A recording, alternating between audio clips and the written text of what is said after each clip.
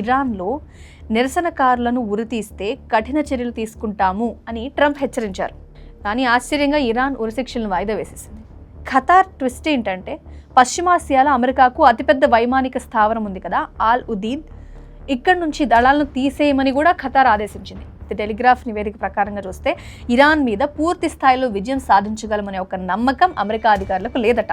అందుకే ట్రంప్ అడుగు వెనక్కి తీసుకున్నారు అని టెలిగ్రామ్లో చెప్పడం జరిగింది. అమెరికా ఇరాన్ మీద దాడి చేయాలి అంటే కేవలం ఆయుధాలు ఉంటే సరిపోదు.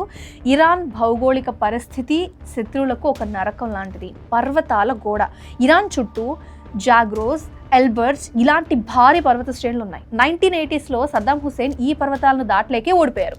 హార్ముజ్ జలసంధి, ఇది ఇరాన్ దగ్గర ఉన్న అసలైన బ్రహ్మాస్త్రం అని చెప్పాలి. ప్రపంచంలో 20% చమురు ఇక్కడి నుంచే వెళ్తుంది. ఇరాన్ కనుక దీన్ని బ్లాక్ చేస్తే ప్రపంచవ్యాప్తంగా పెట్రోల్ ధరలన్నీ కూడా అసలు ఊహించలేనంతగా పెరిగిపోయి దేశ ఆర్థిక వ్యవస్థలన్నీ కూడా కొప్పుగొలిపోయేంత. ఆలోచించకుండా చెప్పచ్చు, అమెరికా ప్రపంచంలో నెంబర్ 1 శక్తి కావచ్చు, కానీ ఇరాన్ కూడా తక్కువేం కాదు. క్షిపణుల వర్షం. ఎస్, మిడిల్ ఈస్ట్లోనే అతిపెద్ద క్షిపణి ఆయుధశాల ఇరాన్ దగ్గర ఉంది.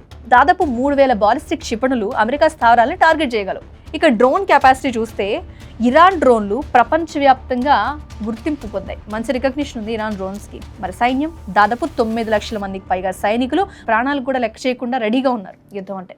అమెరికా ఇంకా ఇరాన్ ఈ రెండింటి మధ్య కనుక యుద్ధం వస్తే ప్రపంచం తట్టుకుంటుందా?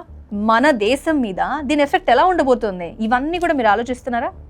జస్ట్ కామెంట్ సెక్షన్లో మాకు తెలియజేయండి.